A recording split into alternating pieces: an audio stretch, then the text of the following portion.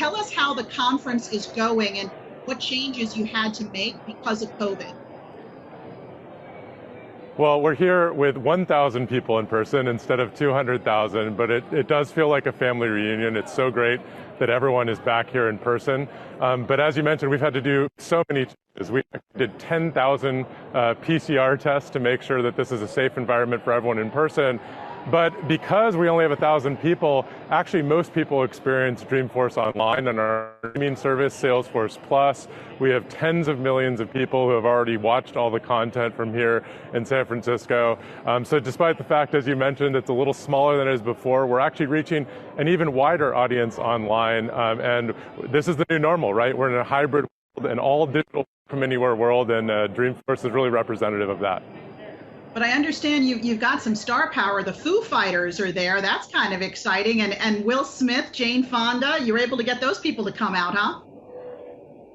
It is, and you know, I've talked to so many of our community, we call them trailblazers, and for many of them, this is the first time they've been together to reconnect in person after 18 months of being stuck in our home offices, stuck in our kitchen, wherever you're doing your work. And as you mentioned, we've gotten some great star power.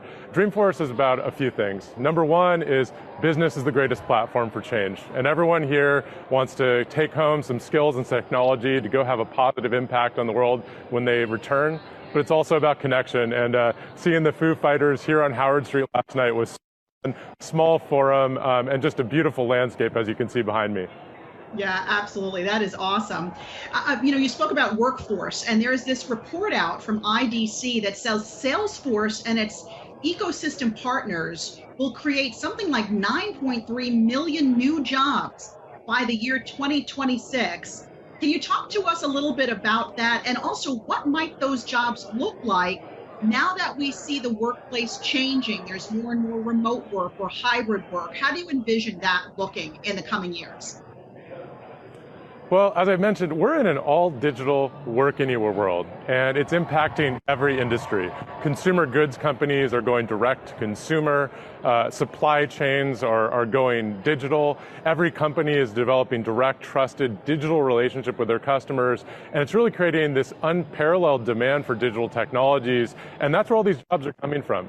All of our jobs are transforming to become digital. If you're a marketer in 2021, you practically have to be a data scientist, and that's what everyone here is learning to do, is embrace these new digital forms of their jobs, to learn the skills that they need to learn to thrive in this new normal. And, I think one thing that I've reflected on is, we used to graduate from university and have a career that didn't change for years. That's not the way it works anymore. We need to constantly be reskilling, to learn about new technologies. And I think Dreamforce, is an event about that, about learning, reskilling, and preparing yourself for these jobs of the future. And we're just so grateful to be having a positive impact on the global economy.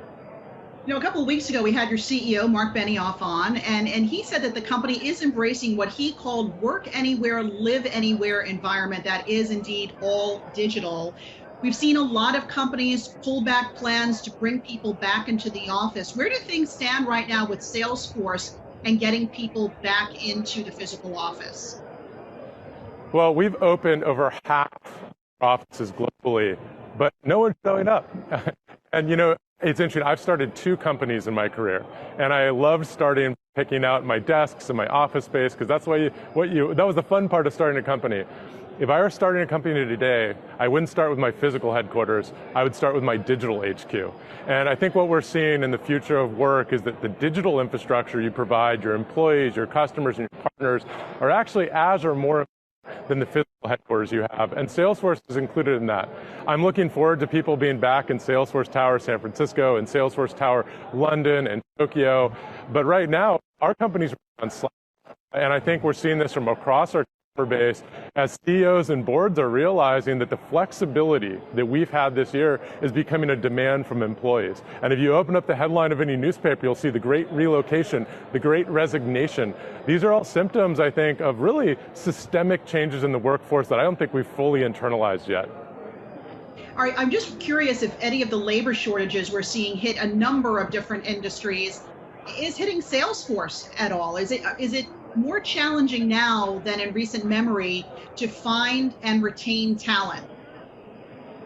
Well, I think we're seeing different ways compete for talent. You have so many companies, different philosophies around the future of their office space and flexibility. You're seeing a lot of people move locations. This great relocation is impacting.